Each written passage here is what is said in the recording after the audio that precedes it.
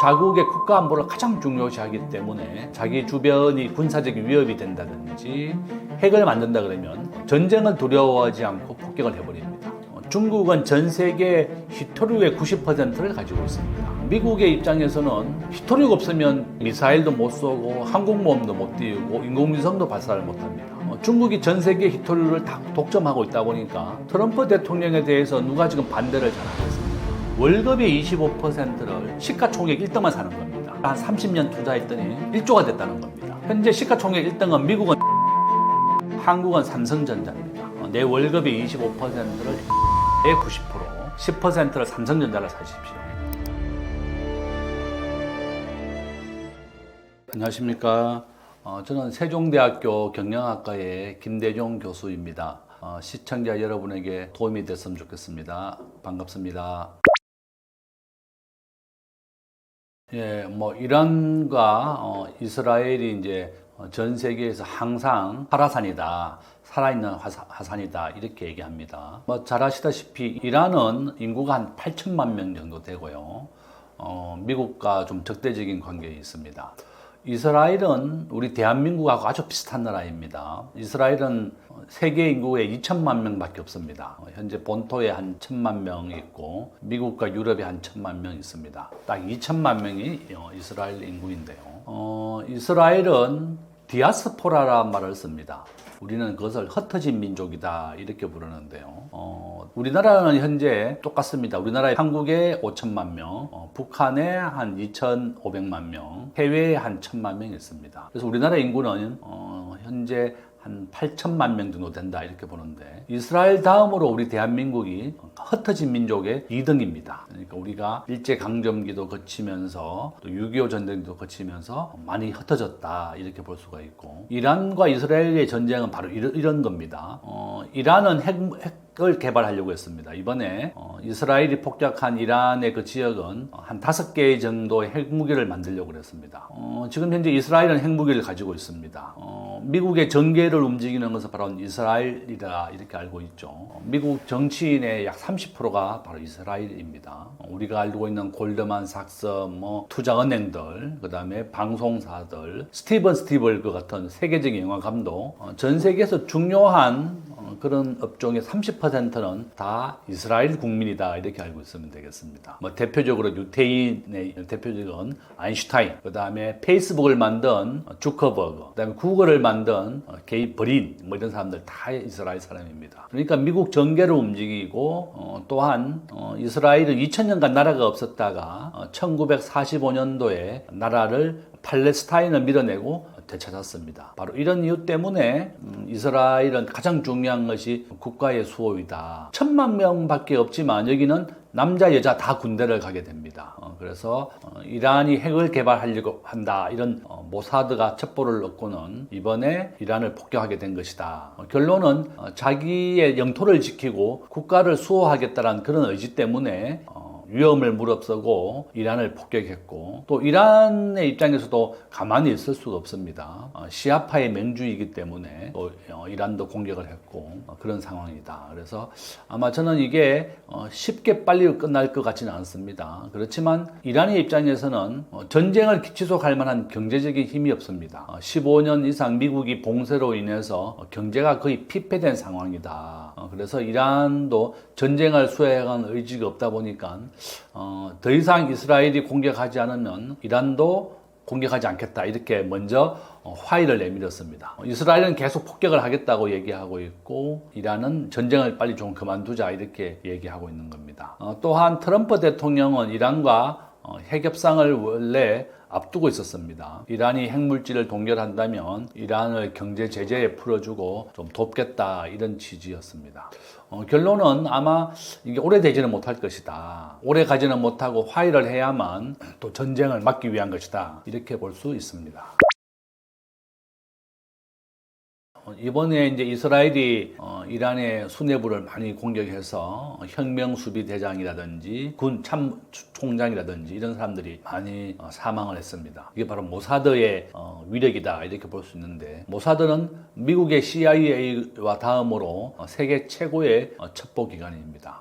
이 사람들의 동선을 따라서 어디에 옮기는지 그 사람들이 육군참모총장, 혁명수비대 대장 이런 분들이 어디로 옮기는지 계속 동선을 추적해서 정밀 폭격을 했습니다. 바로 이런 이유 때문에 수뇌부 한 20여 명이 이제 사망을 했고, 그것이 바로 이스라엘 모사드의 능력이다 이렇게 볼 수가 있습니다. 저는 아마 이제 이스라엘 사람들이 그러죠. 이스라엘이 왜 이렇게 하느냐 하면 1940년도 히틀러 때 이스라엘 국민들이 나라를 잃었기 때문에 600만 명이 죽었습니다. 우리가 신들러 리스트를 포함해서 그런 영화를 많이 봤습니다. 인종 말살, 민족을 말살하겠다 이런 게 히틀러였고, 이스라엘이 2000년간 나라가 없었기 때문에 상업을 많이 했습니다. 상업, 금융업 이런 거였고, 상업과 금융업으로 해서 또한 유대교라고 하는 기독교와 좀 다른 유대교를 가지고 있습니다. 2000년 동안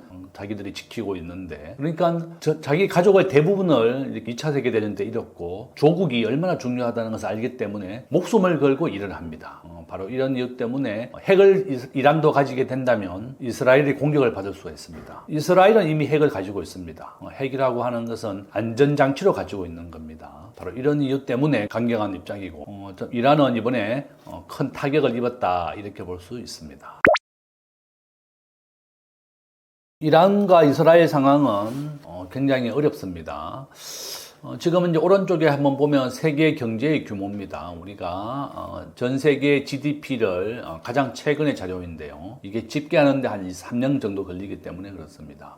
미국, 중국, 일본, 독일, 한국은 GDP로 세계 한 13위 정도 됩니다. 이스라엘과 이란이라고 하는 나라는 여기 순위에는 들어가 있지 않지만 미국 정계의 30%를 내가 유대인들이 차지한다 그랬습니다. 우리는 이스라엘 국민들을 유대인이라고 부르죠. 이란은 현재 15년 이상 미국이 경제 제재를 가했습니다. 이란의 석유가 수출이 안 됩니다. 이란의 석유는 유일하게 수출되는 곳이 중국과 러시아다. 그러니까 지금 현재 우리가 알고 있는 미국을 중심으로 한 자유시장 국가, 사회주의 국가는 지금 표에서 보듯이 GDP 2위의 중국, 그 다음에 9위에 있는 러시아입니다. 그러니까 중국과 러시아가 사회주의 국가고, 미국, 일본, 독일 이런 나라는 시장 경제와 자유를 중요시하는 자유시장 국가입니다. 이렇게 이제 대결을 하고 있는 것이다. 그리고 이란은 우리가 자유시장 국가의 석유 수출이 금지되어 있기 때문에 중국과 러시아에만 석유리 수출될 정도도 어려운 상황이다. 그래서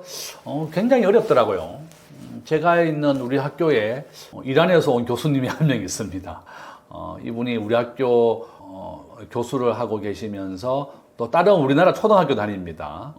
내가 가끔 만나면 어느 나라가 안전하냐 이렇게 물어봤더니 당연히 한국이 좋다는 거예요. 한국은 미국과 교류가 되어 있고 주한미군이 한국에 3만 명 정도 있습니다. 그래서 전쟁이 쉽게 일어나지 않는다. 우리나라가 1950년 이후로 지난 한 80년간 전쟁이 없었습니다.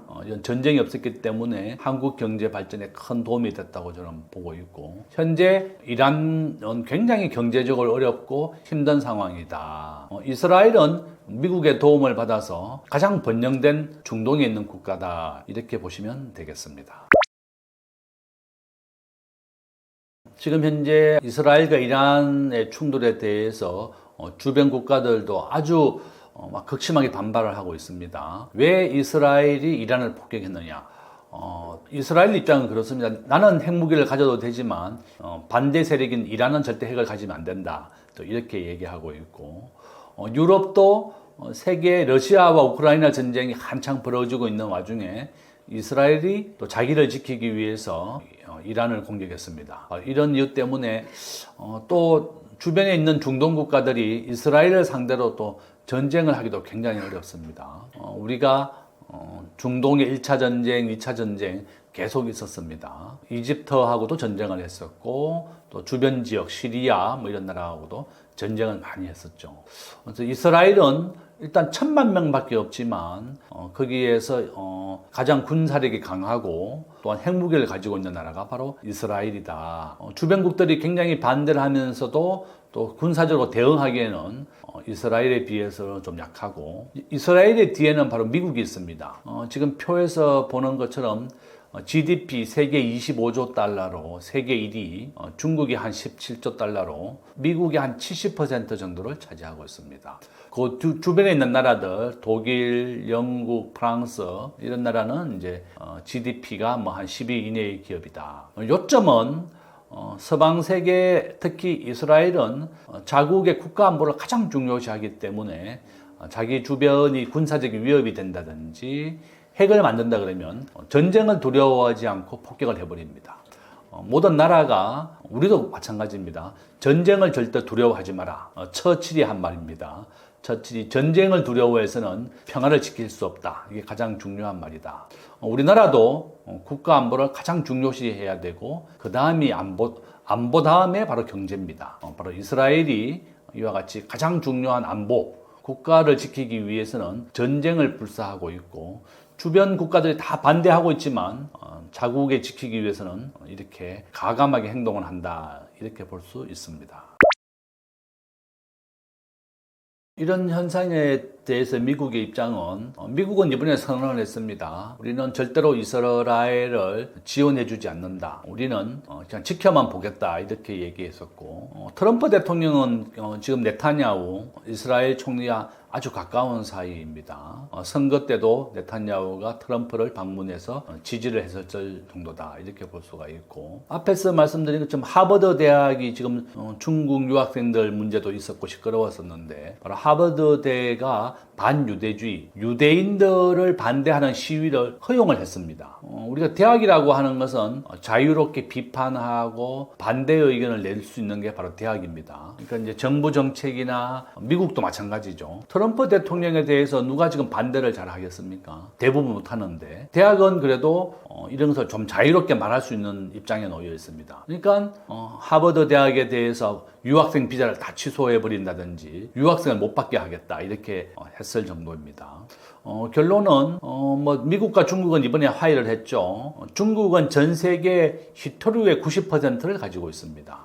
미국의 입장에서는 히토류가 없으면 미국의 미사일도 못 쏘고 항공모함도 못 띄우고 인공위성도 발사를 못 합니다. 중국이 전 세계 히토류를 다 독점하고 있다 보니까 미국이 서로 화해하자, 중국의 유학생을 다 받아주겠다. 대신에 중국의 히토류를 미국에 달라 이렇게 얘기했을 정도입니다. 그래서 결론은 미국과 중국이 이번에 화해를 했고 미국은 이번에 이란과 이스라엘 전쟁에 대해서 본인들은 개입하지 않겠다. 다만 전쟁이 확산되는 것은 우리가 막겠다. 지금 현재 미국의 항공모함 구축함이 주변 지역에 대기하고 있습니다. 전쟁이 확산된 것을 막기 위한 것이다.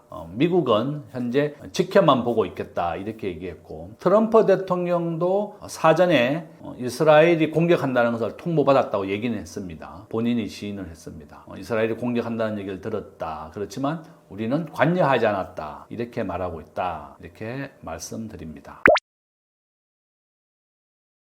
당연히 이제 이스라엘과 이란이 전쟁을 벌이면서 가장 큰 피해를 입는 사람들, 바로 가자 지구 사람들, 그다음에 이란 국민이다 이렇게 볼 수가 있습니다. 지금 우리가 언론 지상을 통해서 많이 봤습니다. 지금 가자 지구는 여의도의 한 30배 정도의 크기가 정도됩니다. 원래 팔레스타인이라고 부르죠. 원래 이스라엘 영토에 살던 사람인데 1945년도 2차 세계대전이 끝나면서 유대인들이 자유시장 국가를 돕는다면 2차 세계대전 때 있었던 영국과 미국이 이스라엘 영토를 찾아주겠다. 이렇게 약속을 했습니다. 그것은 이제 발보아 선언 이렇게 부르는데 이것을 계기로 해서 1948년도경에 이스라엘 영토가 만들어졌습니다. 거기에 이제 가자 지구, 팔레스타인을 인구를 쫓아내고 이스라엘 영토가 생겼고 예루살렘이 된 거죠. 지금 미국, 이스라엘과 이란이 전쟁을 벌이면서 가장 고통스러운 사람들이 바로 전쟁의 피해자다. 우리가 가자 지구, 그다음에 이란의 국민들, 우크라이나 국민들. 전쟁이 벌어지면 이와 같이 가난하고 힘든 국민들이 가장 고통을 받습니다. 저는 이란 국민과 가자 지구 국민들이 가장 큰 피해자고 고통을 받고 있다. 이렇게 말씀드립니다. 우리나라 GDP는 세계 13위의 규모이고요. 우리나라는 에너지를 100% 수입하는 나라입니다. 그러니까 두 국가가 전쟁을 벌이게 되니까 환율이 1370원까지 갑자기 급등을 하게 되었고 석유 가격이 10% 올랐습니다. 우리나라는 큰 피해자입니다. 한국은 현재 석유 수입 1위 국가가 미국이에요. 2위가 사우디아라비아입니다. 또한 이란과 이스라엘 전쟁이 계속된다면 이란이 바로 옆에 있는 호르무즈 해협이라고 있습니다. 거기를 통과해야만 유조선이 빠져나옵니다. 호르무즈 해협이 위협이 됩니다. 그러면 우리나라로서는 더 많은 운반비가 들게 되는 것이고 한국 경제는 가장 큰 영향을 준다. 왜냐하면 한국은 석유를 100% 수입을 하거든요. 미국과 사우디, 중동을 중심으로 해서 수입을 합니다. 그래서 우리나라의 환율이 또 급등을 했고 석유 가격이 오르고 있다. 바로 우리나라가 큰 영향을 받고 피해자가 또 된다. 전쟁을 안 일어나는 것이 가장 좋지만 전쟁은 계속 반복해서 일어납니다. 저는 지금 중국도 대만을 2027년, 2028년까지 흡수하겠다 이런 얘기도 했었고 미국은 절대로 못하게 막겠다 이렇게 얘기하고 있습니다. 전쟁을 대비해서 우리나라는 튼튼한 국방력을 쌓아서 언제든지 전쟁하겠다 각오가 돼 있어야지 전쟁이 일어나지 않습니다. 저는 이번에 이란과 이스라엘 전쟁의 가장 큰 피해자가 양국 국가이고 주변 국가들 또 우리나라도 아주 큰 피해를 입고 있다 이렇게 볼 수 있습니다. 지금 세계 경제 규모를 보고 계시는데 우리나라는 GDP는 세계 13위 정도 되고 한 1.6조 달러다 이렇게 보시면 되겠고 우리가 환율이 계속 오르고 있는 이유 중에 하나가 우리가 국제 결제에서 원화가 결제되는 비중은 아예 없습니다. 한 0.1% 정도 된다 이렇게 저는 보고 있고요. 우리가 GDP는 세계에서 1.9%, 주식시장은 1.6%라고 말씀드렸습니다. 환율 문제가 바로 이겁니다. 우리 대한민국은 무역 의존도가 75%입니다.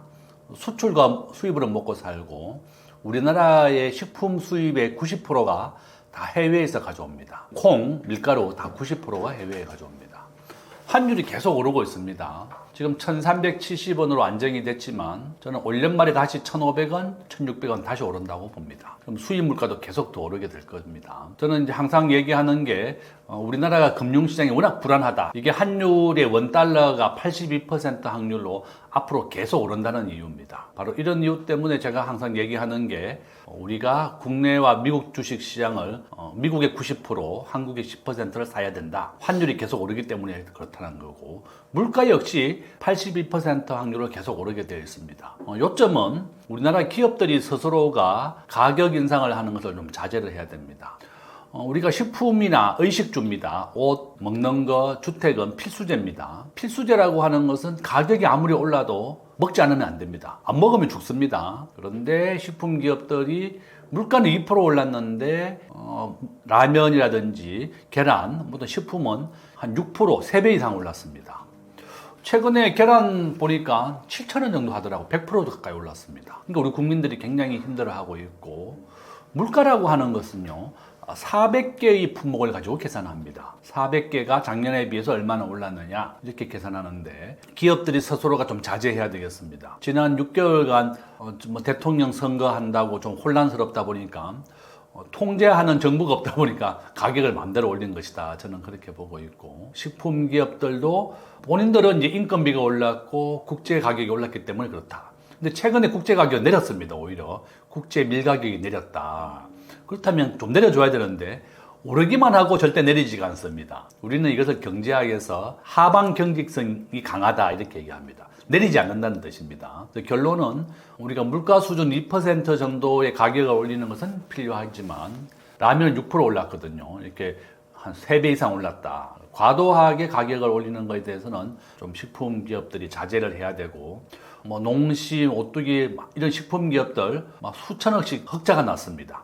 경상이익이 났다. 그 정도로 가격을 올려서 벌어들인 것이다. 저는 그렇게 보고 있고 이재명 정부에서도 물가 안정이 가장 중요하다. 이렇게 말씀을 드립니다. 이재명 대통령은 추경을 20조 원을 해서 좀 베풀겠다고 했습니다. 소상공인, 자영업자 적극적으로 도와줘야 됩니다. 작년에 우리나라에서 폐업한 자영업자가 한 100만 명 가까이가 넘습니다. 작년에 창업은 한 80만 명 했는데 폐업은 100만 명이 했습니다. 처음으로 역전이 됐습니다. 폐업이 더 많습니다. 지난 6개월 정도에 많은 사람들이 시위를 하러 가다 보니까 주말이면 동네 가게가 텅텅 비었을 정도입니다. 그래서 결론은 추경 20조 원을 통해서 소상공인, 서민, 자영업자들이 적극적으로 좀 살 수 있게 좀 도와줘야 되겠고 2025년 7월부터 정부가 DSR 규제를 시작한다고 했습니다. 스트레스 DSR은 대출받는 사람의 소득으로 이자와 원금을 갚을 수 있는지 계산해서 내는 겁니다. 저는 시행에 반대입니다. 우리나라 은행 연체율이 0.5%밖에 안 됩니다. 우리나라는 집값의 한 절반 정도만 대출을 해주고 실질적인 연체율은 0.5%밖에 안 되는데 이 가계부채나 연체율이 높다고 해서 가계부채를 줄이는 것은 잘못된 정책이다. 지금 집값이 계속 오르고 있습니다. 2025년 6월 기준으로 수개월째 집값이 상승하고 있습니다. 막 6%, 10%씩 막 올랐다 그래요, 최근에. 집을 많이 지어야만 집값을 잡을 수가 있습니다. 집이라고 하는 것은 필수제입니다. 아파트는 짓는데 평균 10년 정도 걸립니다. 재건축은 한 15년 정도 걸립니다. 아파트는 시간이 많이 걸리는 재화고 이것을 경제학에서는 공급 탄력성이 낮다 이렇게 얘기합니다. 결론은 아파트 값을 잡기 위해서 대출을 억제하는 정책, 수요 억제 정책인데 문재인 정부 때 100% 집값이 올랐습니다. 완전히 실패했습니다. 저는 이재명 정부에서는 물가를 잡기 위해서 대출을 억제하는 정책은 바람직하지 못하고 추경을 위한 것은 서민과 소상공인을 적극적으로 도와라 이렇게 말씀을 드리겠습니다. 이재명 대통령이 언급한 물가는 계란, 라면 대표적인 겁니다. 계란은 우리 국민들이나 전 세계 모든 국민들이 먹는 아주 필수제입니다. 공급 탄력성이 가장 낮은 품목이 계란이다. 공급 탄력성이 낮다, 수요 탄력성이 낮다는 것은 가격이 올라도 무조건 먹어야 되는 게 계란이다 이렇게 보시면 되겠고요. 쌀보다도 더 높습니다. 계란은 아주 필수제다 이렇게 보면 되겠고 미국이 한 2025년 몇 달 전에 계란이 부족해가지고 한국 계란을 수입해 간 적이 있습니다. 지금 브라질에서 조류 독감이 발생했습니다. 그러니까 닭들이 없애지고 또 계란도 낳지 않고 이러다 보니까 이런 계란이 1% 올랐다 이렇게 볼 수가 있고 저는 이재명 대통령이 언급한 것은 계란, 라면, 맥주, 그 다음에 돼지고기, 소고기 전부 다 필수제입니다. 돼지고기도 한 20% 가까이 오른 것도 있고 라면은 6%, 그죠? 그렇게 올랐다. 결론은 초콜릿은 한 40% 정도 올랐더라고요. 정말 많이 올랐습니다. 정부가 부재한 틈을 타서 기업들이 막대하게 올린 것은 사실이고 기업들도 2% 내외로 가격 인상이 필요하다. 그 이상은 좀 자제를 해야 되겠다. 그래서 결론은 라면, 돼지고기, 계란 이런 필수제가 아주 급등을 했다 이렇게 볼 수 있습니다. 부처별의 이제 대응 방식은 보면 과거에는 우리나라에 이제 품목별로 사무관이 있었습니다. 라면 사무관은 라면 가격에 대해서 담당을 하면서 이렇게 했었고 각 부처에 그런 게 있었죠. 지금은 우리나라는 기획재정부, 그다음에 산자부, 공정거래위원회 각 부처가 물가를 잡기 위해서 굉장히 많은 노력을 하고 있습니다.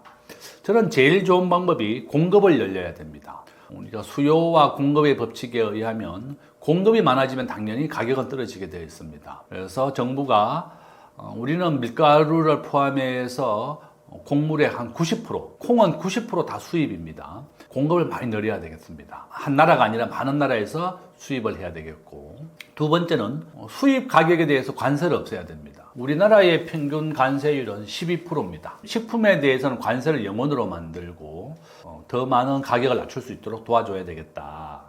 지금 정부 부처별로 이렇게 어떻게 하면 식품 가격을 안정시키느냐, 물가를 안정시키느냐에 많은 노력을 하고 있고 우리가 경제학에서 말하는 물가의 목표는 2%입니다.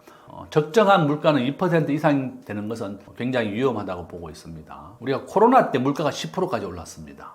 물가가 왜 중요한가 하면 우리 경제학에서는 물가가 오르는 이유를 시중에 돈이 많기 때문에 그렇습니다. 시중에 돈이 코로나 때 미국이 전 세계에 한 6조 달러 정도를 풀었습니다. 출근도 못하고 이마트 가서 물건도 못 샀습니다. 그래서 돈을 풀어줬습니다.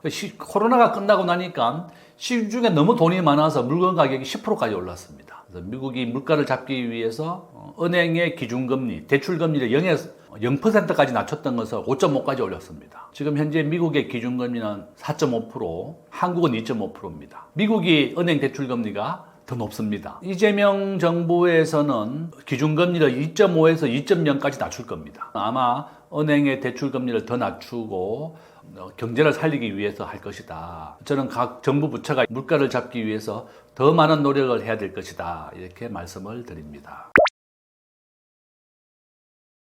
김민석 총리 후보자가 지난 금요일 날 관계장관회의나 또 대책회의를 열었습니다. 저는 적극적으로 물가를 잡는 것에 집중해야 됩니다. 모든 정부가 가장 중요시하는 것이 바로 물가입니다.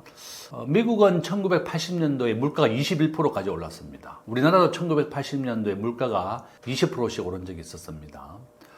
인플레이션이 바로 물가의 인상인데요. 물가가 오르면 왜 안 좋은가 하면 근로자들은 물가가 오르면 회사에 가서 월급을 올려달라고 요구합니다. 그러면 기업의 입장에서는 월급을 올려준 것만큼 물건 가격을 또 올리게 됩니다. 그러면 경제의 악순환이 벌어지게 되는 겁니다. 그래서 물가를 항상 2%로 잡는 것이 모든 정부에서 가장 중요하다. 김민석 국무총리도 물가를 2%로 안정시키기 위해서 이렇게 노력을 하고 있다. 이재명 정부가 성공하기 위해서는 물가를 2%로 낮추는 것이 가장 중요하고, 주택 가격이 지금 굉장히 급등을 하고 있습니다. 빨리 주택을 많이 공급해서 가격을 잡겠다는 신호를 줘서 공급 확대가 가장 중요하고, 시장 경제에 맡겨라. 시장 경제라고 하는 것은 주택 건설업자들이 집을 많이 공급하게 해주는 걸 말하는 겁니다. 정부가 규제를 좀 줄이고, 지금 서울의 재건축 후보지가 한 400개 정도 있습니다. 재건축을 적극적으로 허용을 해줘서 주택 공급을 늘리라. 물가도 마찬가지다. 모든 물가는 공급을 확대하는 것이 가장 좋은 정책이고, 우리가 관세도 없애고 물가 안정에 더 많은 노력이 필요하다. 이렇게 말씀을 드립니다. 이재명 정부의 소상공인 지원 대책, 추경 20조 원 중에 아마 많은 부분이 지원될 거라고 봅니다. 코로나 시절에 미국과 유럽은 장사를 못한 개인 상공인들에게 지원을 많이 해줬습니다. 임대료도 지원해줬는데, 우리나라는 실제로 코로나 때 우리 소상공인들을 제대로 지원하지 않았습니다. 저는 이재명 정부에서 20조 원 추경을 가지고 자영업자들, 소상공인들, 코로나 때 제대로 보상하지 못한 것에 대해서 더 많은 지원을 해줘야 된다. 우리나라는 이제 많은 사람들 우려가, 그럼 도덕적 해이를 가져오는 거 아니냐. 대출을 받아서 돈을 못 갚는다고 이것을 갚아주면 어떡하냐, 나라에서. 탕감해주면 어떡하냐, 이렇게 얘기하고 있습니다. 저는 정부가 엄격한 기준을 만들고 합리적인 기준을 만들어서 정말 장사를 하고 피해를 받는지 입증이 된다면 적극적으로 지원을 해줘야 된다. 우리가 소상공인들, 장사하시는 분들이 올해 우리나라의 경제 성장률 한 0.8까지 떨어진다고 얘기합니다. 내년에는 아마 2%가 넘을 겁니다. 이분들이 다 같이 살아남아서 내년에 경제가 좋아질 때 함께 성장을 해야 됩니다. 그래서 폐업을 해버리고 장사를 접어버리면 경제가 성장해도 이분들은 그 혜택을 받을 수가 없습니다. 우리가 다 같이 잘 살고 잘 되려면 이분들에 대해서는 소상공인, 자영업자, 또 어려운 국민들에 대해서는 적극적으로 지원을 해줘야 된다. 저는 이번에 제가 이제 트럼프 2기에 한국 생존 전략이라는 책을 썼고요. 우리가 GDP 규모 보셨고, 요거는 우리나라의 국제 결제에서 원화가 결제되는 비중인데 없습니다. 바로 이런 이유 때문에 한국의 환율은 오르고 있습니다. 국가별 비중 한국은 1.9%, 주식은 1.6%밖에 안 됩니다. 그래서 우리가 환율은 계속 오르게 될 겁니다. 그래서 저는 제일 좋은 방법이 미국의 1등 주식 엔비디아, 한국의 1등 주식은 삼성전자입니다. 1등 주식을 사는 것이 가장 좋게 환율을 예방할 수 있고 부자가 되는 법이다, 이렇게 볼 수가 있습니다. 2017년도에 제 거 블로그에 들어와 보시면 1조 자산가가 된 주식 투자 비법 이렇게 되어 있습니다. 월급의 25%를 시가총액 1등만 사는 겁니다.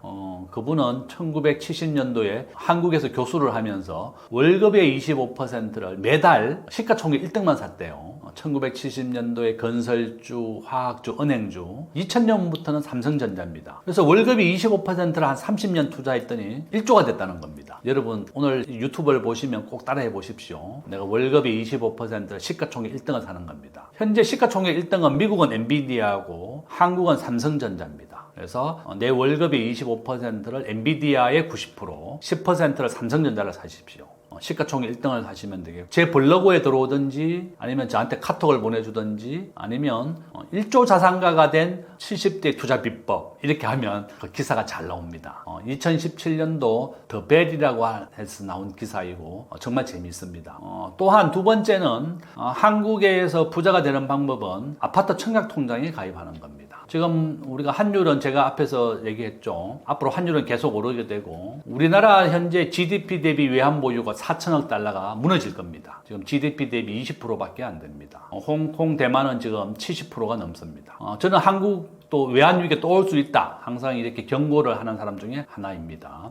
지금 현재 우리나라의 외환보유고는 현금이 4%밖에 없습니다. 또한 한국의 적정한 외환보유고 국제결제은행 BIS가 한국은 9,200억 달러를 보유하라고 그랬습니다. 지금 절반도 안 됩니다. 아마도 한국의 환율은 이 그래프에 보듯이 82% 확률로 계속 오르게 되어 있습니다. 저는 아마 올 연말 환율은 다시 1,400원, 1,500원 돌파할 거다 보고 있습니다. 아마 내년에 1,600원, 1,700원 계속 오르게 될 거다 이렇게 보고 있습니다. 저는 이게 주가와 부동산과 은행 이자의 관계입니다. 마이너스 0.82입니다. 그러니까 은행 이자가 내리면 집값과 부동산, 주가는 오르게 되는 뜻입니다. 반대입니다. 마이너스 0. 그러니까 82% 확률로 반대다 이런 뜻입니다. 마이너스입니다. 그러니까 은행 이자가 제일 중요한 겁니다. 저는 아마 이제 정부가 지금 서울의 부동산 90% 확률로 오릅니다. 이 그래프에 보듯이 89% 오른다 이렇게 되어 있습니다. 2023년도에 제가 살고 있는 오금동에 미분양이 났습니다. 둔촌 주공입니다. 13억에 이제 32평이 분양이 되고 5천 세대를 일반인에게 분양했는데 그때 대금 미분양이 났거든요. 제가 이 그래프를 보여주고 계약을 하라고 얘기했습니다. 서울의 집값은 90% 확률로 오르게 되어 있습니다. 그래서 한강 이남, 지하철 종점, 버스 종점, 제가 살고 있는 오금역 3호선 종점입니다. 5호선 종점 하남, 거여, 마천 지역입니다. 한강 이남은 계속 성장하고 오르게 되어 있다. 저는 그렇게 보고 있고요. 그 확률은 90% 확률이다. 이렇게 보고 있습니다. 요거는 국민은행의 부동산 전망입니다. 계속 집값은 오를 것이다. 저는 그렇게 보고 있고요. 제가 꼭 말씀드리고 싶은 것 중에 하나는 우리나라에서 부자가 되기 위해서는 아파트 청약통장에 꼭 가입해야 됩니다. 우리가 청약통장에 가입하면 이겁니다. 무주택 기간은 15년 이상이 돼야지 32점이고 청약통장은 15년 이상을 넣어야지 17점을 맞습니다. 그래서 오늘 이 방송을 보시면 우리가 15살부터 청약통장을 만들 수 있습니다. 자녀가 초등학생이라도 청약통장을 만들어 주십시오. 제일 중요한 것은 청약통장의 가입 기간이 15년을 넘어야 되는 겁니다. 알겠죠? 그래서 제일 중요하고 2만 원만 넣어주면 됩니다. 가입 기간이 제일 중요하다. 그래서 시가총액 1등 주식을 사라. 미국의 엔비디아와 삼성전자이고 청약통장을 통해서 한강 이남의 아파트를 받아라. 우리나라에서 1% 부자는 평균 30억 이상의 부자가 돼야 됩니다. 그래서 우리가 부자가 되는 방법은 여러 가지가 있지만 제가 항상 얘기하는 건 요겁니다. 우리가 1% 부자는 순자산 기준 30억이고 평균 55억이다. 급여와 부동산, 신산업입니다. 그래서 미국의 시가총액 1등은 MS, 애플, 엔비디아인데 똑같습니다. 시가총액 세 개가 거의 비슷합니다. 이 세 개가 번갈아 가면서 1등을 합니다. 또한 우리가 자녀에게도 부자가 되라고 가르치자. 오늘부터 한번 실천해 보세요. 이번 달에 월급 받으면 미국의 1등인 엔비디아와 한국의 삼성전자를 90%는 엔비디아, 10%는 삼성전자를 사시고 아마 저는 이제 우리나라의 방위산업주 좋습니다. 그렇지만 시가총액 1등은 아니다. 그 원칙을 꼭 지켜줘야 되겠다. 저는 그렇게 보고 있습니다. 예, 그러면 저는 요 한국 경제 서학 분석을 보고 마치도록 하겠습니다. 우리나라의 강점, 약점입니다. 우리나라의 약점, 외국인 직접 투자 유출이 유입에 5배 가까이 많고 대학생 취업률이 45%입니다. 기회는 우리가 스마트폰, 온라인이다. 보면 위험 요소에 한미 한일 통화 수합부가 없다고 되어 있습니다. 언제든지 금융위기나 외환위기가 다시 올 수도 있다. 저는 외환위기가 오지 않도록 정부가 외환보유고를 비축하고 달러를 확보해서 위기를 막으라는 겁니다. 아마 외환위기 온다면 7년도 제가 IMF를 직접 경험했습니다. 종합주가 지수 270포인트까지 빠졌습니다. 1000에서 270이니까 70%가 폭망했고, 서울의 엄마 아파트 2억이었습니다. 엄마 아파트가 2억에서 지금 현재 27억까지 올랐고, 삼성전자가 3만원에서 300만원이 됐습니다. 100배 올랐습니다. 그죠? 이와 같이 금융위기 반복된다. 아르헨티나 12번째 나라가 파산했습니다. 현재 20개 나라가 파산했습니다. 파키스탄, 스리랑카 이런 나라 다 국가 부도가 났습니다. 그래서 저는 우리 개인은 달러를 사는 것보다 미국의 1등 주식을 사는 것이 환율 상승에 도움이 될 것이다. 언제든지 저에게 제 블로그에 보면 제 핸드폰 번호도 있습니다. 저에게 카톡을 보내주면 주식 투자의 비법 이런 거 많이 알려드리겠습니다. 제가 책을 3권 썼는데요. 이재명의 경제 대전망 이번 주에 나옵니다. 책에 보시면 관련된 주식도 많이 나오고 부동산에 대한 얘기도 있습니다. 저는 우리 시청자분들이 다 30조 이상 자산을 모아서 1% 부자가 되기를 기원 드립니다.